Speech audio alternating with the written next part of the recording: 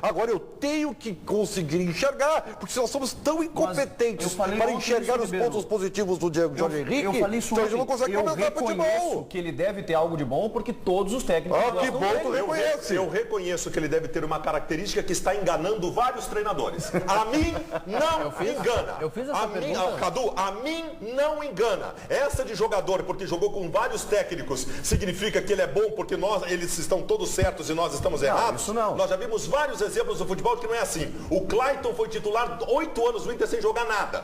Tá? Sem jogar nada porque os técnicos se apaixonavam pelo seu ímpeto. O Clayton jogou no Flamengo. O Jorge Henrique tem uma coisa que treinador gosta. Ele obedece. Só isso. Eu fiz esse questionamento pro Diego Aguirre depois do jogo contra a Universidade do Chile. O que tinha de tão especial no Jorge Henrique que o Abel também usava? E o Aguirre falou a questão tática, recomposição e terminou dizendo se era titular comigo e também foi com o Abel, porque algo de bom ele tem. Essa foi a frase final do Diego Aguirre.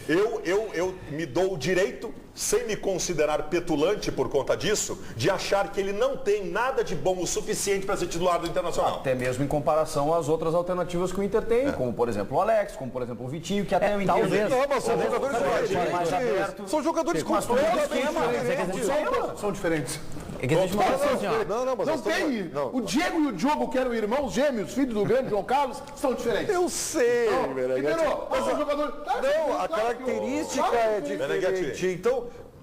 Isso é circunstancial. Se a gente chegar aqui no programa a partir de agora e definir, não, se o técnico está fazendo e ele está lá, ele está certo, nós estamos errados, fecha o programa. Não foi isso fecha o programa. Não temos mais a gente não começou aqui ainda uma questão. O Inter, contra a Universidade do Chile, botou o Jorge Henrique para ter talvez essa função de recomposição, porque era o esquema só com o Newton, que em teoria é o único volante. Se nesse jogo vai ter também o Nico Freitas ao lado do Newton fazendo uma função parecida, talvez essa função de recomposição do Jorge Henrique talvez não seja tão necessária como era contra o esquema. A ideia do Aldaço pode ser boa. Roberto. Bom, sobre o jogo, Diego Padilha, Inter 3, Emelec 2, o Giovanni Vieira. É difícil saber a postura do Inter hoje, pois nunca sabemos que time Diego vai escalar. O Gabriel Alves, 2-1, jogo muito duro hoje. O Francis da Silva, nada de time faceiro, o esquema do Inter é 3-5-2, bem fechadinho e saída rápida com Sacha, Vitinho e Nilmar. Sobre o 3-5-2, o Diego Aguirre não descartou aqui, falou que poderia jogar, mas que não seria o momento, né? Isso ele falou na entrevista dele. Assim, que ele tem que ser muito bem trabalhado. Ele não pensava isso para começo de temporada, mas que... Eu diria o seguinte... Ele entende o esquema e tal. Mas ele tem dois alas fantásticos para esse esquema, né? Aí sim o Claudio pode jogar à vontade. E o Alex. E o Fabrício. E o Alex como ala pela esquerda. Aí funcionaria. Parabéns. Verdade. Alô, Gonçalo. Meneghetti, o Corinthians vai à Argentina hoje à noite no estádio Nuevo Gasômetro, enfrenta o São Lourenço com portões fechados. Na final da Libertadores do ano passado, os torcedores arremessaram alguns sinalizadores em campo e o clube foi punido. O Tite não tem o lateral esquerdo Fábio Santos, o Emerson Sheik e também o Paulo Guerreiro. O colombiano Mendoza será titular e no ataque vai jogar o Danilo improvisado. Wagner Love começa no banco de reservas. O Corinthians venceu o São Paulo na primeira rodada e agora vai à Argentina enfrentar o atual campeão. Eu estou muito frustrado porque o Eraso, zagueiro gremista, deu uma entrevista à rádio Super K 800 AM do Equador, viu? Rádio AM, forte no Equador também. O Eraso deu uma entrevista e fez uma afirmação que eu estou frustrado porque ele podia ter feito isso 5, 6 dias atrás, antes do Grenal. Seria espetacular, seria, por exemplo, uma boa pauta para a jantinha lá do Filipão e do Aguirre, né? O Eraso, entre outras coisas, ele afirmou que o Internacional se defende muito mal. Nós temos áudio ou temos só o trecho aí, Paulinho? Aí, ó. Então, eu vou ler aqui. Pode botar aqui para mim. Eu vou ler aqui, ó. O que disse o Eraso à Rádio Super K 800 AM do Equador? O Inter, em seu campo, sempre quer fazer prevalecer a sua condição de mandante. Vai muito rápido ao ataque, mas se defende muito mal. Segue o Eraso falando. O Emelec tem que fazer um gol nos primeiros minutos. Creio que o ponto-chave para o time seria atacar esse setor do Inter, a defesa. Ele não foi antes do Grenal, seria espetacular, um belo ingrediente do clássico, né? Mas até para contextualizar, ele foi ouvido por ser uma referência, né, um jogador de seleção equatoriana. Sim, e por estar jogando aqui na cidade, ser rival do Internacional, naturalmente ele foi. E é um jogador que tem uma, embora a gente possa e não possa discutir a qualidade dele. Nós devemos discutir. Mas é um jogador que tem uma experiência e sabe falar, entende muito futebol. Não, sabe tanto muito, é que ele falou faz só a verdade. análises corretas. Tanto que ele falou a verdade. tudo bem, falou a verdade que não deveria ser dita. Alguém esqueceu de avisar para ele que hoje existe um negócio chamado internet, que qualquer coisa que tu diga em qualquer lugar do mundo... Esse assunto será recorrente daqui a 3, 4 meses. Gente, não acho errado. Vocês não estão achando normal o zagueiro do Grêmio dizer que a zaga do Inter é ruim, né? É que não é o zagueiro do Grêmio, é o jogador equatoriano que joga em Porto Alegre. Aqui, para mim, ele só é uma coisa, o zagueiro do Grêmio. Sim, mas ele não está sendo... ele não foi procurado lá como jogador do Grêmio. Foi procurado como equatoriano. Ele ia se negar de dar entrevista? Que joga em Porto Alegre. Tem um pouco mais de cuidado, né? Não precisa dizer isso. Eu acho que sim. Se o Emelec tem o direito de dizer isso. E nós o direito de criticar. Mas é que eu não acho errado. Ele pode dizer o que ele quiser. Mas eu não acho errado. O último jogador que fez isso no Rio Grande do Sul se chama Zezinho, ex-atacante do Internacional. No microfone desse que você fala. Disse que a zaga do Grêmio era ruim. A defesa deles é horrível. Começou o Grenal, o Éder, zagueiro do Grêmio, levantou o Zezinho no fosso do Estádio Olímpico. O Zezinho não conseguiu mais jogar bola no Rio Grande do Sul. Tem uma diferença. Se eu sou o Juan, zagueiro do Inter, no primeiro Grenal eu levanto o Eraso.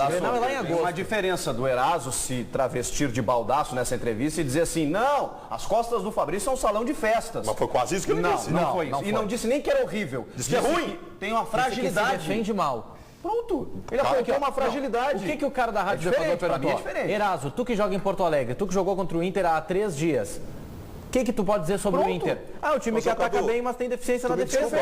O cara da Rádio do Equador não tem nada de errado no processo. É óbvio que ele vai perguntar isso. O Eraso não pode responder isso. Vai dizer o quê? Olha, você pergunta para os caras do Inter, eu não vou falar, eu não sabe, eu não quero me complicar. Análise de uma equipe. Cara, está errado. O zagueiro do Grêmio não pode falar mal do Inter. Só o seguinte. Não falou mal Só o seguinte. Ele tem que se Aliás, garantir. fez uma crítica que é procedente. Falou a verdade. Mas ele tem que se garantir, porque ele é defensor. Então ele não falou mal. Porque a primeira Isso aí. não. Falha dele Vai acontecer o seguinte, vai cair nas costas se o Grêmio dele. ganhar o Grenal por 3-0 do Campeonato Brasileiro, Eraso tinha razão. É isso aí. Tá? Se o Grêmio perder o Grenal e o Eraso falhar, e agora, Eraso? Então, a banca paga, a banca recebe. Eu acho que ele falou mal, tem que se garantir. Eu não acho que ele falou mal, foi desrespeitoso, foi pejorativo. Ele só fez uma análise. Ataca assim, defende assim. Fez uma análise que ele não pode fazer. Na semana passada, o técnico do Grêmio, Luiz Felipe Scolari, contrariando um procedimento que é padrão aqui, né? Não de manifestar a secação ao rival, mas neutralidade. Ele disse que torceria pro Inter contra a Laú. E voltou a falar nisso agora depois do Grenal, né? Sim. Falou, disse que torceria também contra o Emelec, falou né? 2 vezes depois daquela vez. Abraçou o Alex na saída de campo, disse boa sorte lá na quarta-feira. Isso é normal. Aí tá bem, mas manifestando que ele realmente tá torcendo pelo Inter. Pois será que o Marcelo Groi, goleiro formado dentro do Grêmio, também vai torcer para o Internacional contra o Emelec? O que eu posso dizer, né?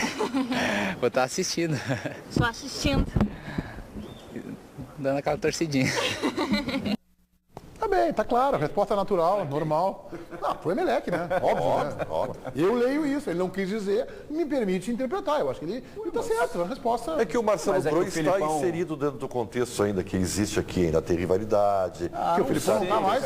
Claro, que o Filipão, aí eu li uma coluna hoje muito boa, que diz exatamente isso, né? Que o Filipão parece que está acima dos outros e tal, né? Conhece? Do Metro, muito bom. Mas eu não sei se o Marcelo Groi tem essa condição menor, assim, de secar o adversário. Ele é o ídolo da torcida, cara. Como é que ele vai falar mas isso? Mas aí que tá, o politicamente correto obriga ele a dizer que ele vai dar uma torcida. Quero te dizer o seguinte, nós vivemos numa sociedade onde tu pensa algumas coisas, mas faz outras. Exatamente por isso, em padrões, regras e o politicamente correto.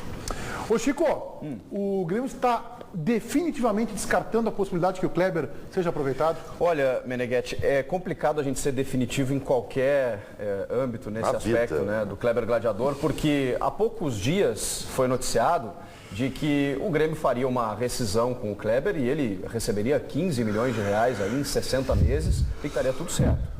Mas sentaram para negociar e não foi bem isso que aconteceu. O empresário dele, o Pepe Dioguardi, mais outros procuradores e o próprio jogador fizeram algumas exigências ao Grêmio, que o Grêmio não aceitou. E por isso o nosso repórter Bruno Ravazoli conversou com o diretor jurídico do Grêmio, Nestor Rain, que disse que não tem mais negociação. Kleber fica aqui, cumpre o seu contrato e agora fica a cargo do departamento de futebol, saber se ele vai ser utilizado ou não. Vamos ouvir o que disse o Dr. Nestor Rain. Os representantes do Kleber procuraram o Grêmio manifestando a vontade de uma rescisão amigável. O Grêmio também tinha essa intenção, o Grêmio imaginava que isso seria bom para o clube e bom para o jogador, mas não chegamos a um acordo em relação a isso em face das exigências feitas pelos seus representantes. E as questões de escalação ou não, aproveitamento ou não são questões do jurídico, são questões ligadas ao departamento de futebol do Grêmio, que parece-me já se manifestou em relação a esse caso. Os senhores, não só do departamento jurídico, mas também pela conversa que o senhor teve com o presidente e departamento de futebol, descartam novas negociações com o Kleber? Esse assunto está encerrado. Agora o Grêmio não trabalha com o fígado, nem com a bilis, nem com a raiva. O Grêmio trabalha no interesse do clube. Sempre que surgir um fato novo que possa trazer um bom desenlace para essa situação, o Grêmio está aberto a ouvir, a conversar, mas as negociações estão encerradas. Esse assunto não faz mais parte da pauta do jurídico do Grêmio. Legal, né? O Nestor Raim permaneceu no clube, eu nem tinha essa informação. Também não. Ignorância minha, porque ele anunciou ano passado, naquele episódio do episódio do racismo, né? Com a Aranha, goleiro do Santos. Não, no final do ano eu entrego o cargo, saio do conselho, até falou que ia sair do conselho deliberativo, não só do conselho de administração, que se afastaria do futebol, que não iria mais dar jogo. Fiquei feliz porque acho que ele é uma voz pensante, inteligente, o Grêmio tem a seu favor. Então eu fiquei feliz com a permanência do Nestor Raim. Agora, uma pena que o Grêmio não chegue a acordo, e o que eu acho que é pior é o Grêmio delegar ao seu treinador esta decisão, não do acordo, mas do aproveitamento. Porque o Filipão falou isso no ano passado, nas rodadas finais do Campeonato Brasileiro, quando começava ali a se manifestar como um dirigente, como um gerentão, como o Ribeiro fala. Ali eu comecei a perceber, é o novo diretor. O Ribeiro usou o codinome gerentão, que eu acho até mais apropriado. Mas é um gerentão que manda mais que o diretor executivo, que manda mais que o vice-futebol e que manda mais que o presidente. Ele não tem o direito de, eu acho, no meu entendimento, de afastar o Kleber do grupo profissional. Se vai ressoar ou não, a adesão é dele. O fato é que a direção abraçou a causa. É isso aí. Romildo Bolzan diz aos quatro ventos que não joga mais com a camiseta do Grêmio. Sobre isso, a entrevista do Nestor Raim desagradou o presidente Romildo Bolzan Júnior, que foi ouvido pelo mesmo repórter, Bruno Ravazoli, e que disse que o Nestor não estaria autorizado a falar sobre isso, e perguntado se o Kleber... O Romildo, o presidente do Grêmio, disse isso. Isso. Ele não estava autorizado a falar sobre isso. E a ligação foi muito rápida, estava em trânsito o presidente, e o Bruno perguntou, mas eu só quero saber se o Kleber, ficando aqui, vai ser aproveitado. Não. Palavras de Romildo Bolzan Júnior. Já disse 1 milhão de vezes para vocês, ele não veste mais a camisa do Grêmio. Sendo que a minha análise ela tem que ser técnica. Ela começa sendo técnica. O Kleber hoje, por qualidade técnica, estaria no grupo do Grêmio, brigando por titularidade. Como brigando, Maldado? Ou titular. Também brigando, pelo amor de Deus. No mínimo brigando. E a questão financeira tem que ser analisada. É um jogador que custa ao Grêmio 750 mil reais por mês. Só que tem o seguinte, acho que nós concordamos, é um momento raro aqui no programa, né? Estamos todos concordando que o Kleber tinha que estar jogando. Eu discordo. Viu? Não conseguimos. Sabe por quê? Sabe por quê? Uma questão que agora a direção do Grêmio vai ter que segurar a convicção dela. No momento em que, não estou discutindo a qualidade do Kleber em relação ao time do Grêmio hoje, só que se vai botar um jogador que ganha 500, 600, 700, sei lá quanto que o Kleber ganha no time titular, tu dá razão para quando for contratar um outro jogador. Não, eu não quero ganhar tão pouco assim esse teto salarial novo se tem um no Kleber no time titular que é...